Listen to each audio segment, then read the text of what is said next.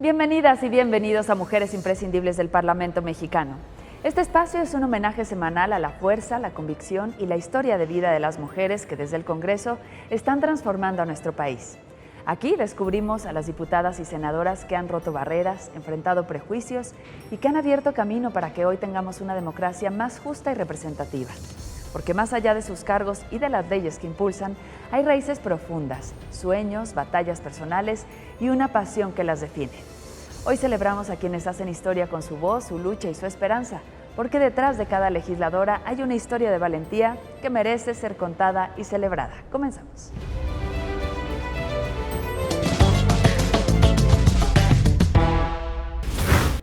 Antes de comenzar, vamos a ver qué está pasando con las mujeres en el mundo.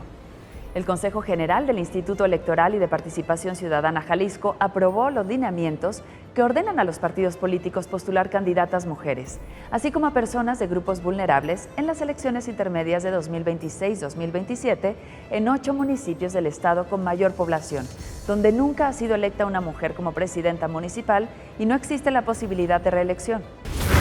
A nivel global, desde ONU Mujeres México se lanzó junto con el gobierno de nuestro país la plataforma más importante en tema de cuidados, la Alianza Global por los Cuidados, que cuenta con más de 300 integrantes de gobiernos nacionales y locales, sociedad civil, asociaciones gremiales, el sector filantrópico, organismos internacionales y la academia.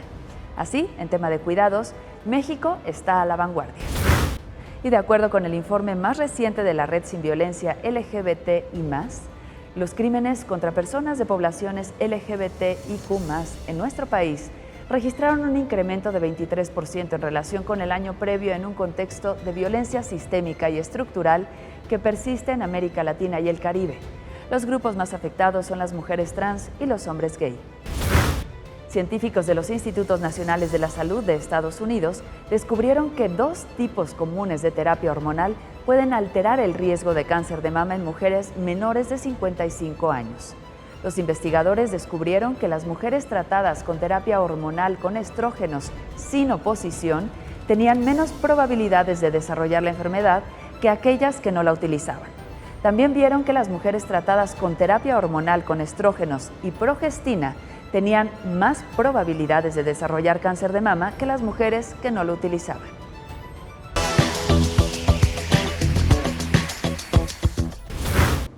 Nuestra invitada es la presidenta de la Comisión de Derechos Humanos, un órgano legislativo clave para la defensa y promoción de los derechos humanos en nuestro país. La comisión trabaja tanto en la creación de leyes como en la supervisión de su cumplimiento y en la sensibilización de la sociedad. Vamos a conocer más de sus funciones. La Comisión de Derechos Humanos del Senado de México se encarga de analizar, discutir y dictaminar iniciativas de ley relacionadas con los derechos humanos, así como de supervisar el cumplimiento de estos derechos por parte de las autoridades. Además, lleva a cabo audiencias públicas, recibe quejas sobre violaciones a derechos humanos y promueve la cultura de respeto a estos derechos en la sociedad. La comisión tiene entre sus funciones el análisis y discusión de iniciativas de ley, la supervisión del cumplimiento, realización de audiencias públicas, promocionar la cultura de derechos humanos, participación en Parlamento abierto y la colaboración con otros organismos. Hoy conoceremos la historia de una mujer que lleva el orgullo de sus raíces purépechas tatuado en la piel y en la voz. Una mujer joven, valiente y comprometida que ha enfrentado discriminación, resistencias y violencia política, pero que nunca ha renunciado a sus causas. Celeste Asensio Ortega es un testimonio vivo de que la diversidad y la inclusión no son solo discursos, sino conquistas que se defienden día a día. Vamos a ver su semblanza. Reina Celeste Asensio Ortega es senadora de la República por el estado de Michoacán. Desde muy joven levantó la voz por los derechos de los pueblos originarios, la comunidad LGBT+, las mujeres y los jóvenes. Es fundadora de Morena en su municipio, Paracho, y una incansable defensora de la diversidad y la paridad de género. Con raíces campesinas, Celeste ha transformado cada adversidad en causa, impulsando más de 100 iniciativas de ley, muchas de ellas dedicadas a abrir espacios y romper estereotipos. Hoy, desde la máxima tribuna del país, sigue sembrando esperanza y defendiendo la dignidad de quienes, como ella, soñaron con ser escuchados. Pues ya está con nosotros. Bienvenida, Celeste. Al contrario, Erika, yo muy contenta, emocionada de que me hayas hecho esta invitación a tu programa Mujeres Imprescindibles, y también con el gusto de saludar a todas las personas que apoyan en el canal del Congreso. No, al contrario, muy contentos de poder conocerte un poquito más. Y bueno, tú eres de Michoacán y te quiero preguntar, cuando cierras los ojos y piensas en Paracho, ¿qué imágenes te vienen? Híjole, la verdad es que mucha historia, muchos recuerdos. Mis abuelos fueron campesinos, entonces cuando pienso en Paracho pienso invariablemente en la milpa, pienso en los uchepos, pienso en las corundas, también el periodo de cosecha, familia, evidentemente la familia, toda mi niñez, mi adolescencia, así que pues Michoacán, vaya, es el alma de México. Oye, tu abuelo León. Sí. Que los lleva en la carreta.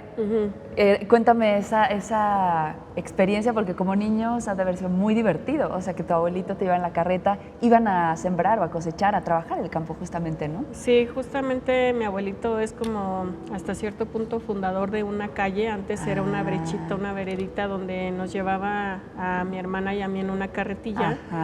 Y entonces teníamos que bajarnos para cruzar un barranco. Nos bajábamos, cruzábamos el barranco y posteriormente seguíamos a la casa. Ahorita es una gran avenida, la Emiliano Zapata, pero sí podría decir que mi abuelito fue uno de los fundadores de esa calle. ¿Solo tienes una hermana? Mi hermano mayor Ángel y mi hermana menor Tere. O sea, tú eres... no, me atacó un mosco. Tú eres la del medio. Exacto. Ok. ¿Cómo fue crecer con ellos? ¿Te llevabas bien con ellos? ¿Jugaban mucho? O más bien tu hermano, pues 2 niñas, ¿le tocó como que jugar a él lo de las niñas o a ustedes lo de él? No, en porque ya sabes que es típico. Tú sabes que luego cuando son familias grandes, nos juntamos con los primos, las primas, y aparte teníamos el club de las ardillitas, que era con otros vecinos y vecinas. No, la verdad es que no es como que tuviéramos un rol determinado, simplemente jugábamos al cachibol, jugábamos de todo. Oye, ¿cómo era el club de las ardillitas? ¿Qué hacían ahí? Pues ya es que nosotros desde niños y niñas hemos ido como con este ímpetu revolucionario. Y en el club de las ardillitas recuerdo que nos juntábamos, era un segundo piso de la casa de la vecina Cristina Rincón, por cierto, saludos. Y allí nos reuníamos y decíamos, no, pues que cómo vamos a transformar el mundo, ¿no? ¿Qué necesitamos? Y así. Pero pues nada más ideas. Sí, bueno, pero traías ya, o traían, ¿no? El grupo de amigos ya esa como, pues esa venita de querer hacer algo por la... Sí. Y luego también a veces nos juntábamos en el tapanco de mi abuelito. Que tenía todo el tapanco repleto de mazorcas y pues también allí jugábamos todo. La verdad, muy hermoso. Sí, qué divertido. ¿Tus papás? Maestros. Mi papá es maestro jubilado de la vida y mi mamá es maestra jubilada de las aulas de la secundaria general Lázaro Cárdenas de Paracho. Oye, ¿y cómo fue eso? Porque les exigían más, ¿no? Sí, fíjate que no podía hacer muchas travesuras. Exacto, pues porque ¿cómo? Sí, ¿no? Y aparte mi mamá siempre fue una de las maestras más estrictas. Entonces ya te imaginarás, yo cuando quería hacer alguna travesurilla, pues inmediatamente le avisaba, ¿no? Así que no, hasta eso que fui tranquila. Pues no te quedó de otra, Celeste. Oye, ¿y no te acusaban los amigos de que, la hija de la maestra o así de, nos va a echar de cabeza o algo? No, porque yo tuve la suerte de que a mí no me dio clases, a mi hermana sí le dio clases.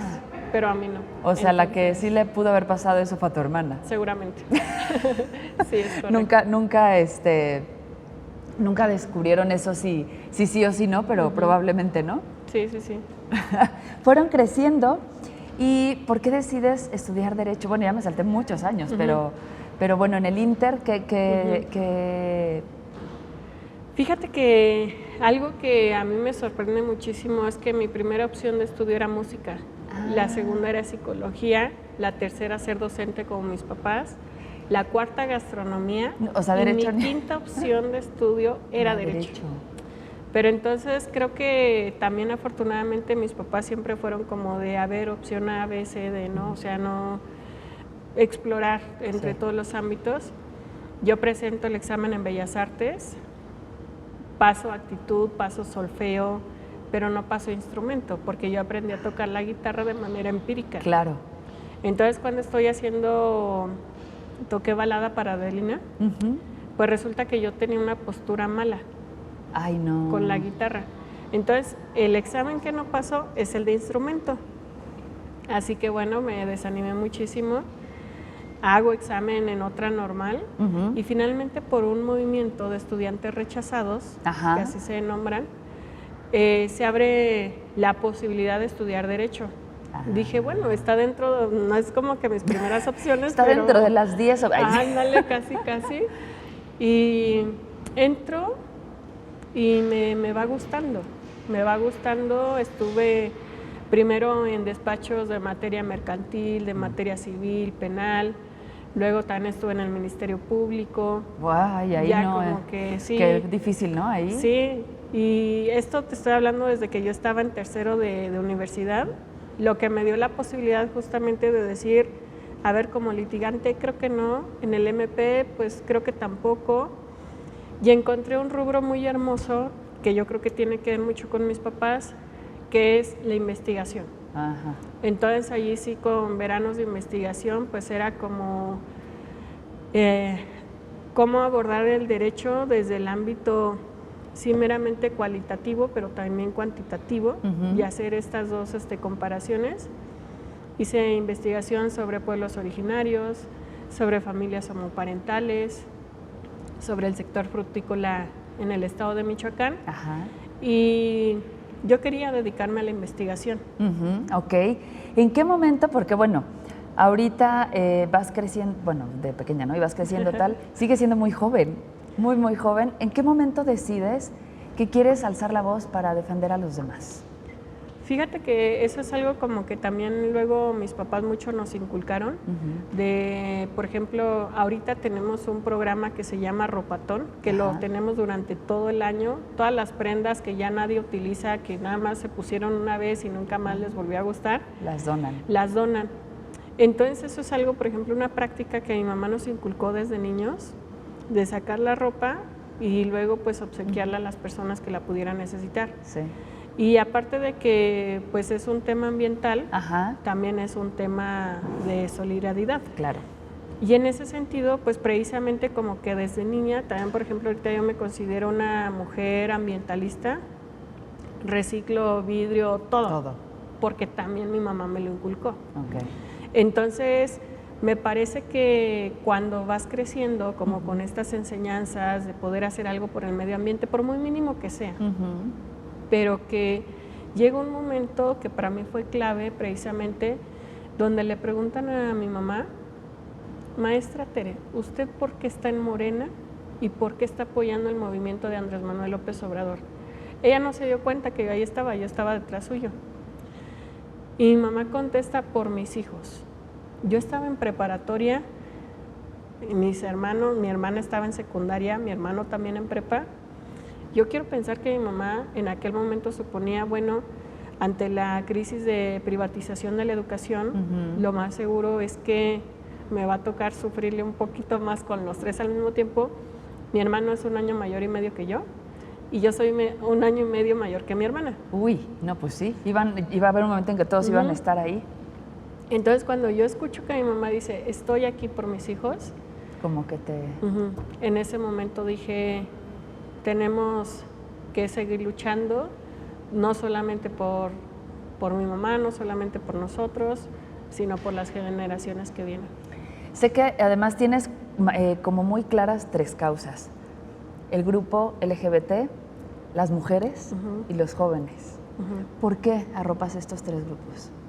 Mira, cuando en 2018 Andrés Manuel López Obrador dice quién va a ir en el listado número 3 de la lista plurinominal para diputados federales, él dice, corresponde a una mujer joven, indígena y actualmente secretaria de Diversidad Sexual del Comité Ejecutivo Estatal de Morena en Michoacán. Erika, yo no me había dado cuenta que tenía estas 4 interseccionalidades. Quien me dio el discurso, quien me dio la narrativa, quien me dio las banderas y las herramientas para estar defendiendo, o sea, yo ya lo hacía, pero no me había dado cuenta que... Sí, sí. No sé si me explico. Sí, sí. Entonces, en ese sentido, yo dije, pues estas son las banderas y hay que defenderlas más todavía, ¿no? Claro. O sea, no me lo estaba diciendo como que cualquier persona, me estaban básicamente diciendo el motivo del por cual se te dan estos espacios. Exacto. Es por estas interseccionalidades que representas.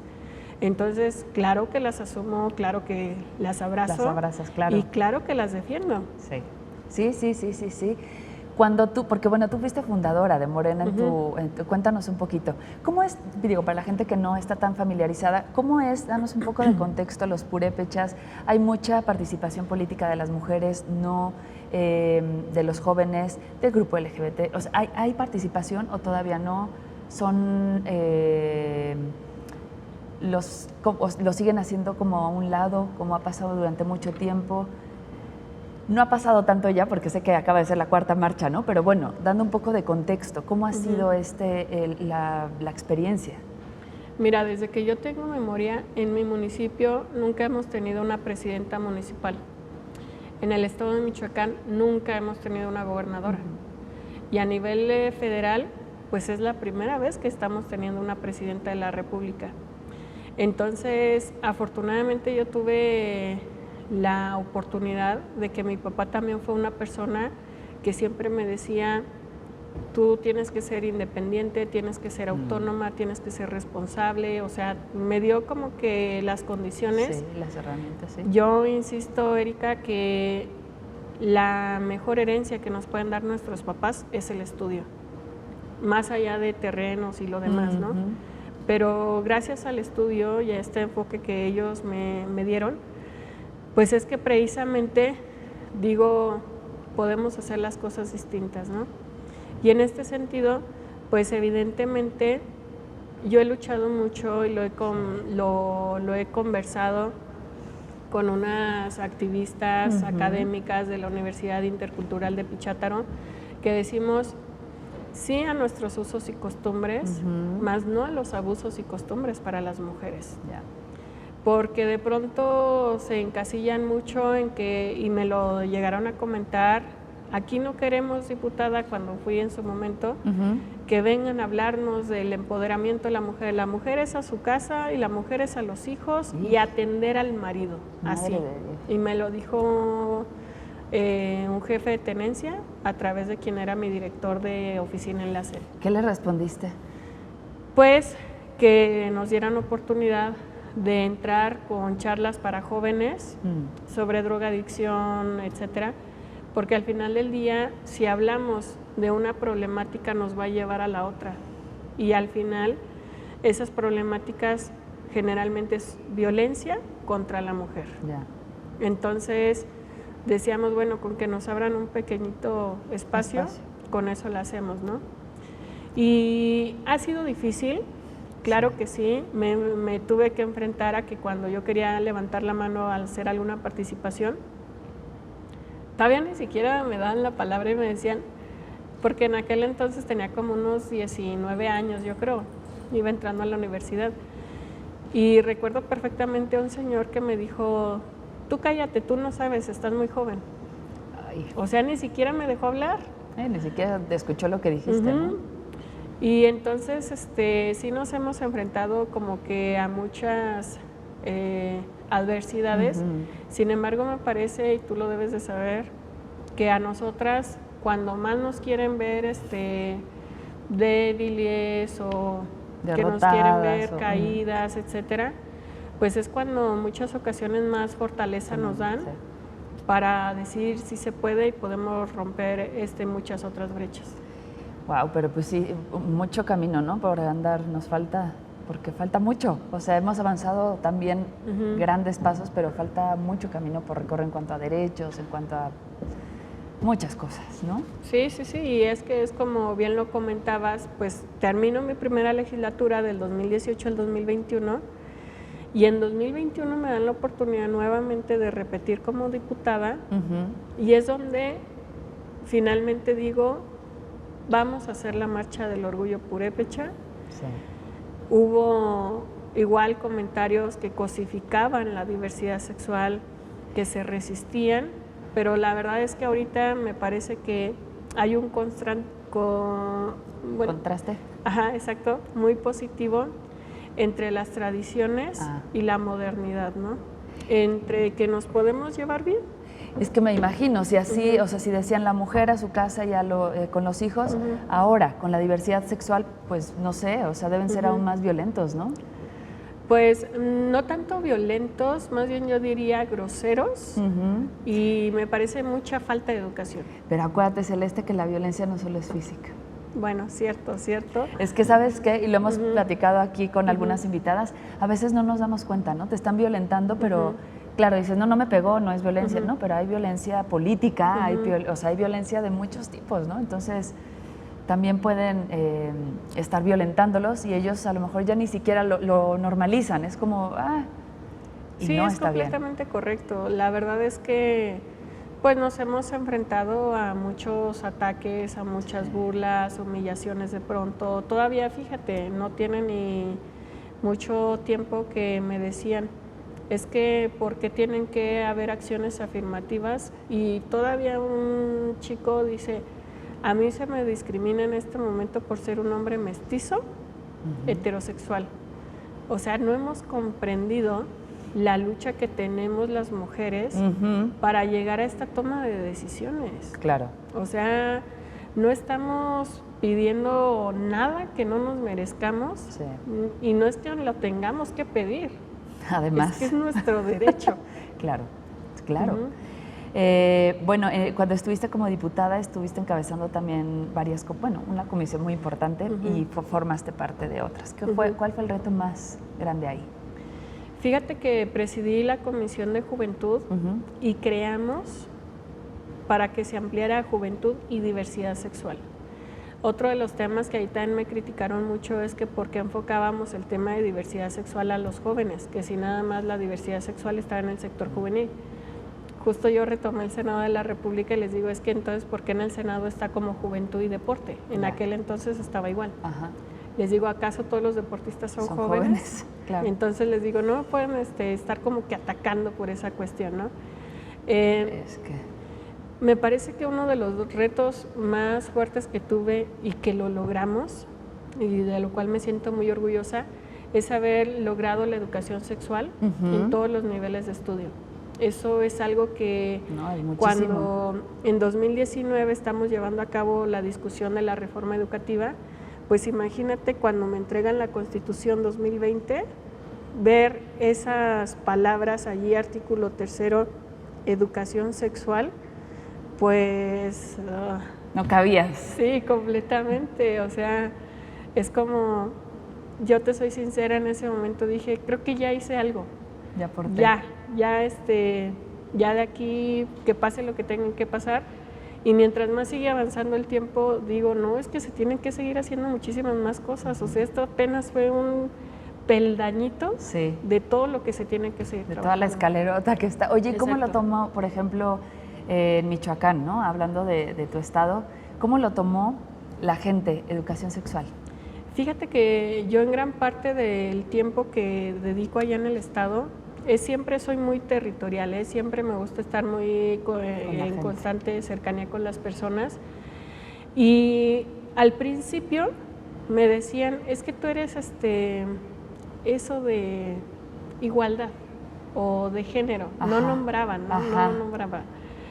Ahorita ya lo han visto como más normalizado, por así decirlo, ya no les provoca miedo, ya no les provoca irritación decirlo. Y mucho me he dedicado yo, porque yo misma recibí también en su momento capacitaciones, talleres, o sea, me he preparado, no nada más son ocurrencias. Y voy a las universidades, sobre todo educación media superior y superior, a hablar del tema. Okay. ¿Qué es la educación sexual? ¿Por qué es importante? También he tenido conversaciones con el magisterio donde ponemos a discusión, ¿no? Hay unos maestros que son muy radicales y dicen, es más, a nosotros ni nos corresponde la educación de los niños. Ay. Y afortunadamente ha habido la contraparte de las maestras que dicen, óyeme, ¿cómo dices que no nos corresponde la educación de los niños? Sí. Digo, ellos estaban hablando ya como de la educación moral, ¿no? Un poquito así. Entonces dice la maestra, si la escuela es el segundo hogar de los niños y pasan las niñas, más tiempo a ¿no? veces ahí. Exactamente. Entonces se ha generado un debate positivo porque justamente lo que les explicamos es, a ver, maestros, o sea, no tienen por qué tocar ninguna parte de los alumnos ni de las alumnas cuando estén explicando el tema. Simplemente es cuestión de que un sexólogo, una sexóloga especialista vaya, capacite, haga las orientaciones adecuadas para que a su vez también ustedes lo puedan compartir. Claro. Y con esto pues evidentemente estamos evitando abusos, violaciones en edad de la niñez, traumas, imagínate, nos vamos a la etapa de la adolescencia, abortos clandestinos, embarazos no deseados, deserción escolar, chavos de 15 años siendo papás, a los 17 ya olvidándose que tienen un hijo. Y te fuiste grande, ¿no? Porque hay quienes, o sea, hay niños de, no sé, 13 años, niñas que tienen, que es una niña teniendo una niña, ¿no? O sea. Sí, y por eso es en ese sentido que, o sea, más que el tema de diversidad sexual, para mí lo importante es abarcar el tema de educación sexual integral en todos los niveles de estudio y que de esta manera podamos prevenir y sobre todo ayudar. Sí, totalmente. En este camino, ya no, o sea, bueno, vamos todo como que tu carrera o tu camino profesional. ¿Qué pasaba en tu vida personal? Ay, esa Ay. Híjole, la verdad es que... ¿Fuiste amiguera?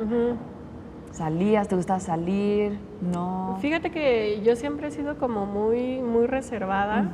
Sí tengo mis amistades, todo lógico, pero también yo estaba en un equipo de fútbol los fines de semana en Paracho.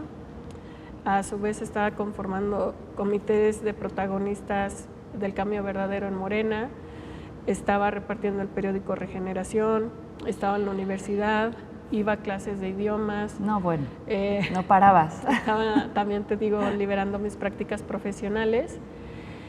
Y yo creo que sí, pues evidentemente en la vida de todas las personas tenemos momentos críticos y mi momento de los más críticos, de los más fuertes, fue justamente en junio de 2017 que fallece mi papá. Ay. Porque justo es en todo este marco de las marchas del orgullo y demás que pues fue muy fuerte, ¿no? Sí. O sea, tenía yo 24 años y justo a los 25 llego como diputada federal. Entonces para mí fue como... Ya no te vio como diputada. Ni como senadora. No. Pero bueno. Y pues creo que es uno de los hechos que más me ha marcado y que por alguna extraña razón justo llego al Senado de la República, tomo mi protesta y a los días fallece mi abuelita materna. Entonces como que digo, ¿qué pasa? Sí, ¿qué está pasando? Justo en los momentos... Sí. ¿Sí me explico? De los más importantes de tu vida. Sí, pero... Se complican, ¿no? Pues son cosas que pasan. Yo no sé para qué me preguntas esas cosas. No, pues al final, mira, es parte de la vida, ¿no? Y todas ustedes, lo que comentábamos, al final a ustedes les toca estar legislando acá desde el Senado, desde diputados, pero pues como cualquier mujer, tú también tienes tus preocupaciones, tus... Somos, o sea, son los que están de este lado, entonces... pues sí, son momentos como muy duros, pero pues hay que seguir, hay que seguir. ¿Tus hermanos qué te dicen de que estás acá ahora? La verdad es que me llevo súper bien con mi familia, no solamente con mi mamá, también con mis hermanos, incluso ahora que fue el Día del Padre, el 15 de junio, de pronto yo veía una foto y les digo, se la mandé allí a la familia, les digo, oigan, pues hoy ya no tengo papá, pero tengo muchas madres, ¿no? Porque mi mamá tiene 2 hermanas que son solteras y que también todo tiempo han estado allí, ¿no?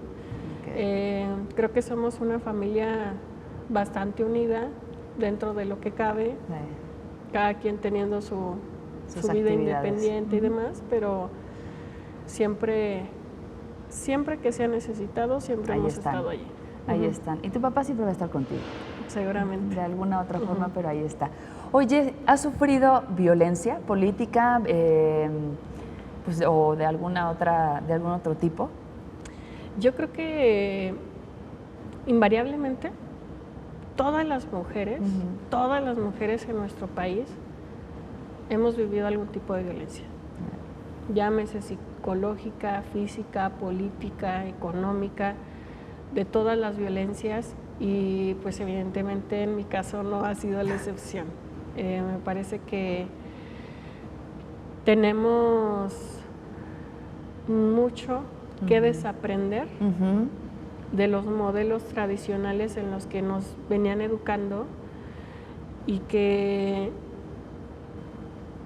pues al momento en que empezamos nosotras a levantar la voz, a poner límites, a poner altos, a decir no,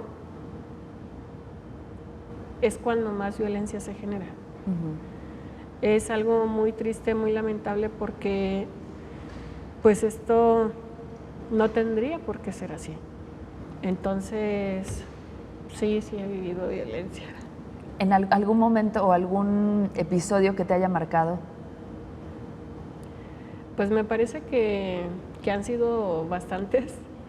De entrada, por ejemplo, ahora en estas últimas elecciones 2024, pues justo recuerdo mucho, no se nos quería dejar subir al templete, no se nos quería poner nuestra música, ¿no?, de inicio, no nos querían dar la palabra, no querían que yo iba como primera fórmula al Senado, no querían que yo hablara al cierre o al inicio de las asambleas.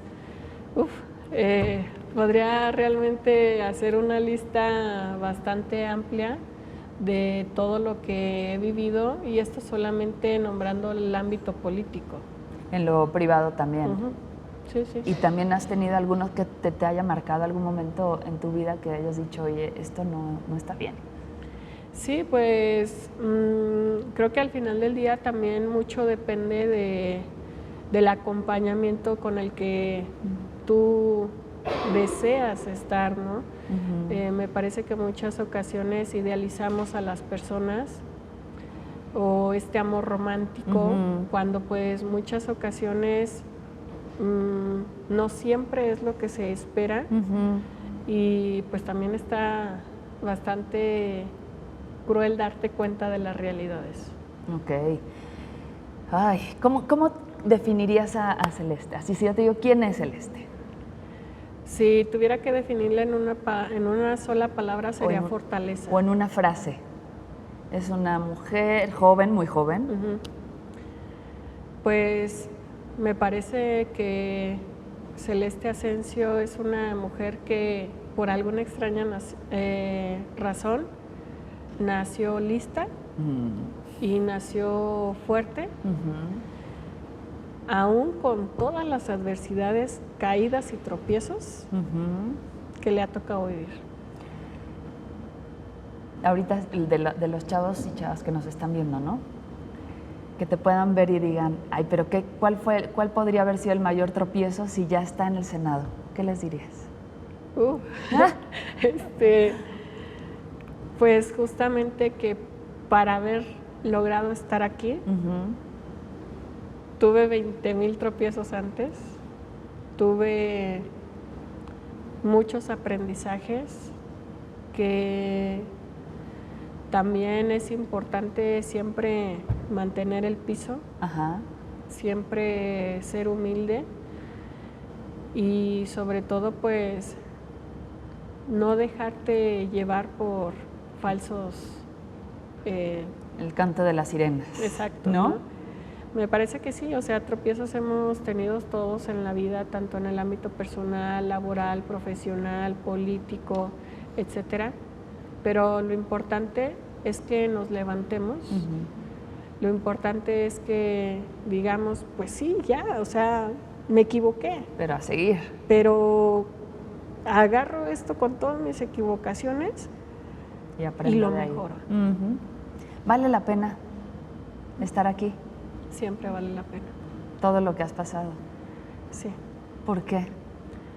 Porque seguimos haciendo historia, porque seguimos transformando realidades y porque yo sí veo un México diferente, anterior al 2018, donde te digo la tendencia privatizadora era para que los pobres fueran más pobres, los ricos más ricos, y en este caso donde Celeste Asensio, sin ser hija de políticos, sin ser hija o tener un padrinazgo político, hoy logra estar aquí en el Senado de la República diciéndole a más chavos, a más chavas, si yo puedo, claro que tú también puedes. Por supuesto.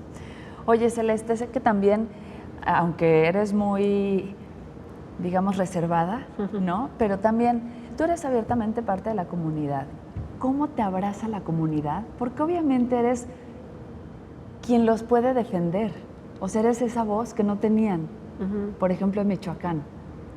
Sí, fíjate que ha habido algo sumamente, para mí, como espectacular, porque yo recuerdo que cuando recién iniciamos el movimiento de la diversidad sexual, incluso en mi mismo partido político, compañeros que yo sabía que tenían su pareja y todo, que les decía vamos a la marcha, nunca iban.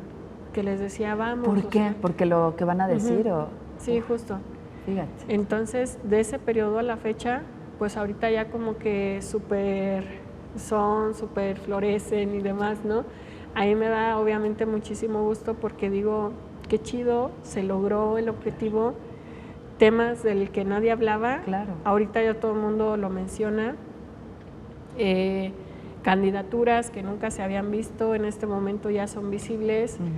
Lo que sí me da mucha tristeza son las simulaciones que se han venido creando, claro. Pero que más allá de eso, hemos, considero, realizado un buen trabajo en vínculo con el Instituto Electoral de Michoacán, se armó un observatorio de diversidad sexual, hemos tenido pláticas también con el Tribunal Electoral justamente para ver si la autoadscripción simple es nada más o si tenemos que pasar a una autoadscripción calificada, cómo lograrlo, cómo no,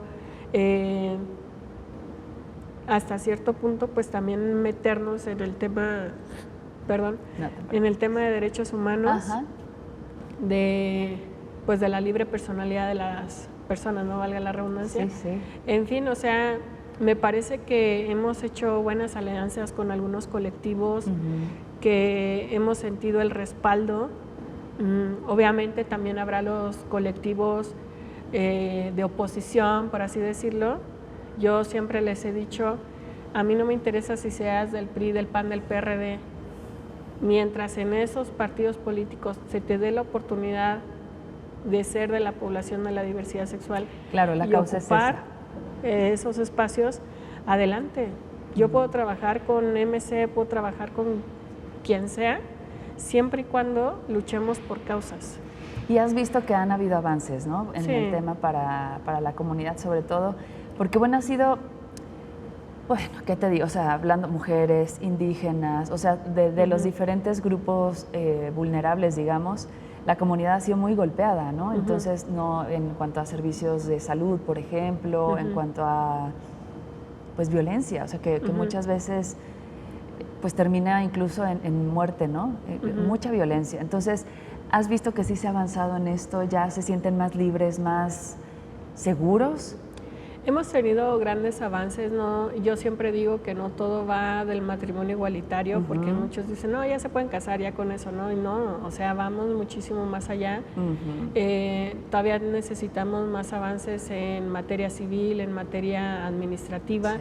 Sí. Por citarte un ejemplo, ¿no? Me decía son unas amigas, ambas son enfermeras, y ellas me dicen, oye, es que cuando quise pedir permiso por maternidad, pues me dijeron que no me lo podían dar solamente a mi pareja, que es la embarazada. Claro, pero... Y que a mí cómo me iban a dar permiso por paternidad. Entonces allí ya presentamos la iniciativa, pues precisamente para que se puedan otorgar permisos por maternidad cuando sea cuestión de dos mamás, o permiso por paternidad cuando sean dos papás. ¿Ves? Es lo que te digo, estás llevando el estandarte de toda esta gente que no tenía a lo mejor o no se sentía representada, ¿no? Sí, pero que más allá, a mí lo que me gustaría, yo pido el apoyo a mis compañeras y compañeros legisladores de ambas cámaras para que pues nos ayuden a que estas iniciativas transiten. Ya. De nada me sirve presentarlas y ahí se quedan. Y que ahí se queden, claro. ¿Qué sueñas en tu futuro, tanto personal como profesional? Pues honestamente sueño con un México igualitario, con un México equitativo, con un México sin diferencias, un México en el que nos podamos abrazar independientemente de la condición, estatus evidentemente económico, social, de racismo. Sueño muchísimo con que nuestros pueblos originarios nos demos cuenta de la gran capacidad, de la gran cosmovisión que tenemos. La riqueza que tienen ahí. Exactamente, y cómo poder conjuntar nuestras tradiciones, nuestro cuidado y protección con el medio ambiente, con toda la tecnología, la modernidad, y que no se pelee una cosa con la otra, que construyamos desde los pueblos y comunidades originarias casas completamente autosustentables para que tengamos un mundo pues más verde. O sea, mejor. Me parece que son muchísimos los sueños. La verdad soy muy utópica. Me dice una compañera, es que tú eres muy idealista, y a lo mejor sí, pero dentro de ese idealismo también soy realista y sé perfectamente que para llegar... Sí, hay que trabajar muchísimo. Exactamente. ¿No? Aquí cuéntanos, porque también estás en varias comisiones. ¿Cuál es la que te gusta más y por qué? Tengo una idea. Sí, pues evidentemente presido la Comisión de Derechos Humanos. Creo que ya se ha mencionado muchísimo por qué todo esto. Y es que al final del día, cuando te identificas con una causa, cuando la abrazas, cuando la defiendes, es más fácil que puedas recoger diferentes causas, como migrantes, como personas con discapacidad, todos estos grupos prioritarios que anteriormente habían sido invisibilizados, que habían sido no tomados en cuenta para nada, pues ahora tener esta responsabilidad de estar acá, claro que digo, podemos generar mucho más, ¿no?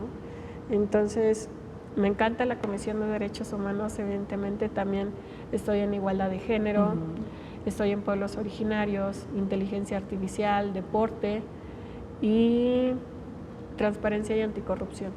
Oye, de todas estas, ¿te imaginaste algún día poder estar aquí tomando pues decisiones y marcando, pues sí, como el rumbo del país?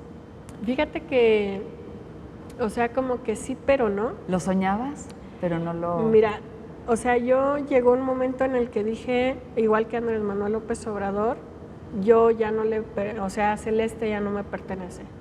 Ya Celeste le pertenece en este momento al pueblo de Michoacán y de México.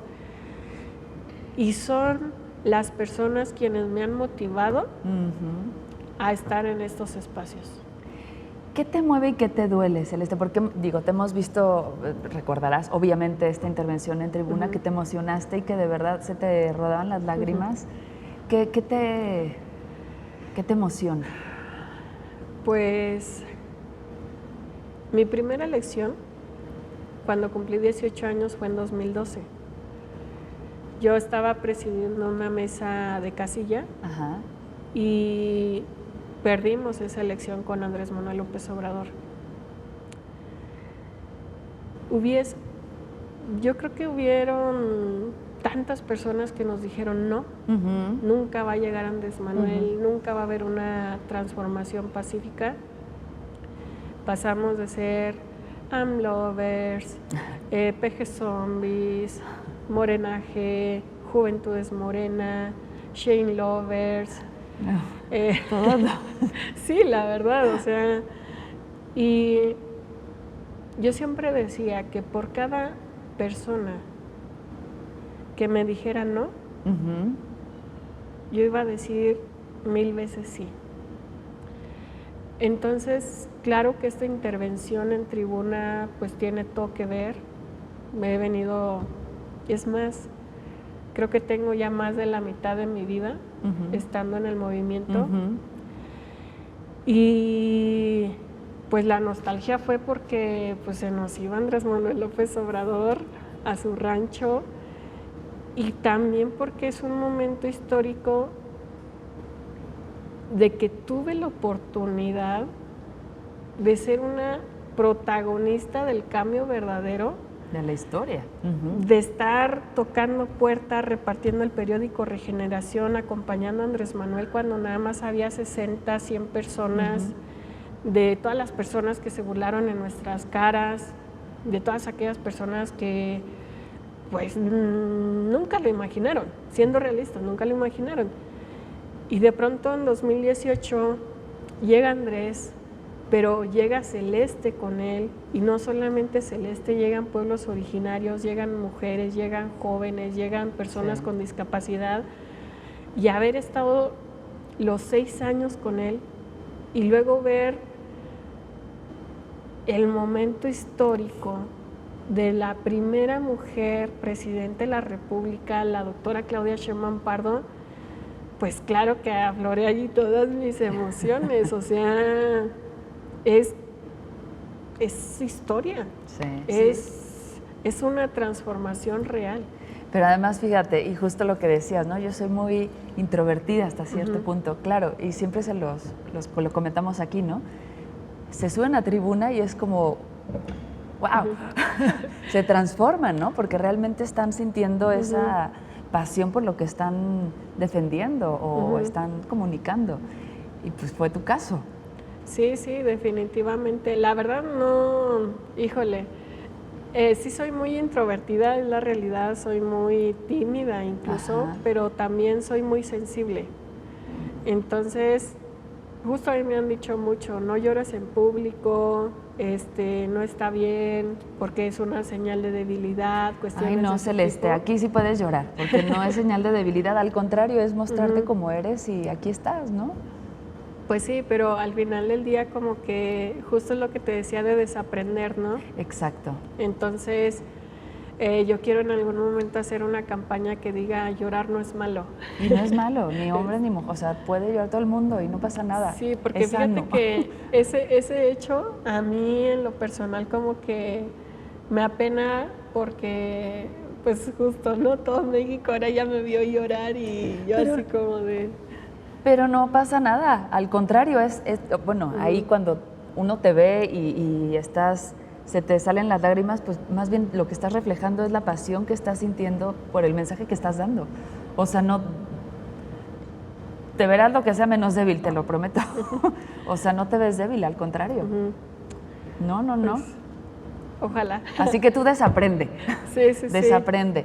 ¿Tu mamá qué te dice también? O bueno, más bien en tu casa les decían mucho esto de como no lloren, eso es debilidad.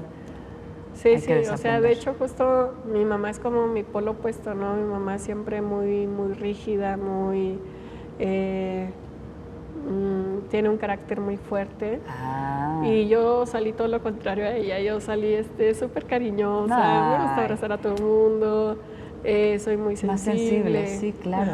Que bueno, a lo mejor ella también lo es, pero justamente por su forma de que la educaron, tuvo que ser muy fuerte, ¿no? No, hay que desaprender. ¿Cómo se llama tu mamá? Tere. Tere, señora Tere, hay que desaprender. Sí. Oye, ¿qué mensaje te gustaría, se nos está terminando el tiempo, pero te gustaría dejarle a la gente que nos está viendo, no solo a los jóvenes, porque luego se nos van a sentir los mayores? Sí, pues al contrario, justamente para las personas de generaciones que han estado antes de nosotros, muchísimas gracias por toda la lucha que han venido dando, porque si no fuera justamente por sus palabras, por sus consejos, por todas las vivencias que nos han dado, por toda su experiencia, hoy nosotros no estaríamos aquí en estos espacios. Entonces tengan la certeza de que siempre voy a ser una persona atenta, abierta a la escucha, y que en este momento estamos pugnando porque el Senado de la República sea un espacio verdaderamente abierto. No, la verdad, te soy sincera, cuando yo llegué aquí lo observé clasista, lo observé racista, lo observé con muchísimas resistencias a lo que había sido la sociedad, ¿no? O había querido. Entonces, seguimos, me parece, en este momento, desde este espacio de toma de decisiones, luchando y resistiendo para que las cosas se transformen allá. Oye, y bueno, ya ahorita, hoy, sientes más, digamos, no tan, con tanto discriminación clasista, o sea, el Senado, ¿ya no lo sientes tanto así? ¿Ya te sientes Me parece que hemos ido rompiendo avanzando un poquito esas barreras. Justamente, y tiene que ver con tu pregunta anterior, en este momento tendríamos todas y todos que estarnos concentrando en el trabajo actual que tenemos, la responsabilidad que tenemos en este momento. Exactamente, porque en muchas ocasiones también parece que nos perdemos en el camino. Todavía ni siquiera tenemos un año de haber llegado al Senado de la República y ya están viendo allá otra cosa, ¿no? Entonces también eso es muy importante, que nos enfoquemos en lo que estamos haciendo en este momento, demos buenos resultados y que con base a ello, ahora sí puedan decir las mismas personas, hizo un buen trabajo como senadora, claro que va a ser un buen trabajo como algo más, ¿no? Y por eso digo que sí he visto avances también aquí en el Senado, porque de personas que llegaban y discriminaban, pues ahora ya como que le han bajado. Ya se lo piensan, ¿no? ¿A quién admiras? Uy, yo admiro a muchas personas, empezando por justamente mi mamá, mis tías, mi abuelita. También admiro obviamente a personajes políticos, indudablemente a la doctora presidenta Claudia Sheinbaum Pardo. En Michoacán tenemos mujeres que han hecho historia, Gertrudis Bocanegra, Leona Vicario, la misma Josefa Ortiz, todas ellas michoacanas. Y bueno, creo Leona Vicario no. Pero bueno, admiras también, la admiras a ella, o sea, sí, pues es al final de todas las que admiras, ¿no? Sí. Entonces, no, me parece que mujeres para admirar hay muchísimas, tanto en el ámbito deportista como en otros, ¿no? Hombres, pues sí, evidentemente también, obviamente michoacanos, Morelos, Melchor Ocampo, un gran jurista también además, y evidentemente Andrés Manuel López Obrador.